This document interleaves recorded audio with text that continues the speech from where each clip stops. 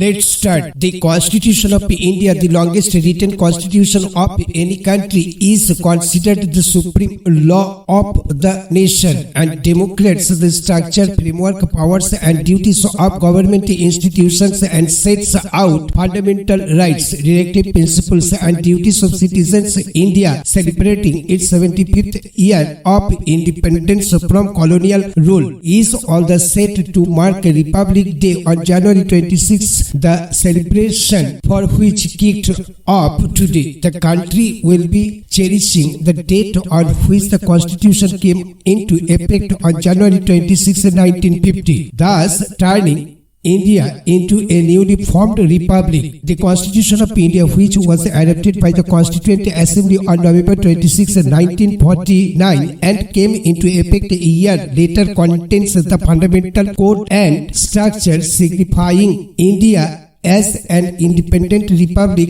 with a democratic government. The Constitution of India, the longest written constitution of any country, is considered the supreme law of the nation and demonstrates the structure, framework, powers and duties of government institutions and sets out fundamental rights, directive principles and duties of citizens. Every year, Indians across the length and breadth of the nation pay their respects to the significant piece of document that lays down the entire framework of the fundamental political code of the country. Here are the fundamental rights of citizens as enshrined in the Constitution of India. Right to equality. The state shall not deny to any person equality before the law of the equal protection of the laws within the territory of India. Right to freedom, protection of certain rights regarding freedom of speech, etc. Right against exploitation, traffic in human beings and beggars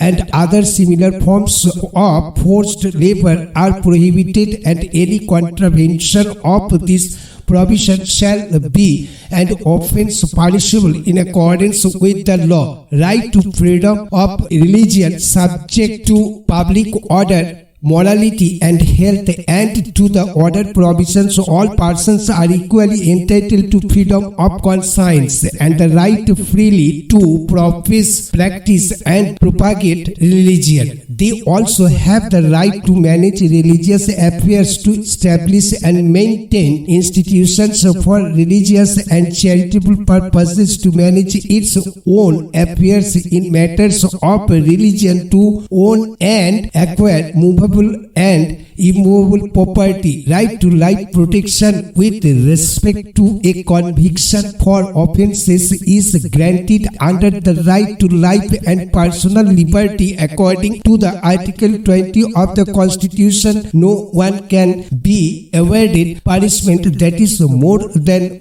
what the law of the land prescribes at the time of the commission of the crime. Protection of life and personal liberty is also stated under the right to life and personal liberty. Article 21 declares that no citizen can be denied his life and liberty except by due process of law. This means that a person's life and personal liberty can be disputed only if that person has committed a crime. Cultural and educational right. Any section of the citizens residing in the territory of India or any part thereof having a distinct language, script of culture of its own shall have the right to conserve the same. All minorities, whether based on religion or language, shall have the right to establish and administer educational institutions of their choice. The state shall not, in granting aid to educational institutions, discriminate against any educational institution on the ground that it is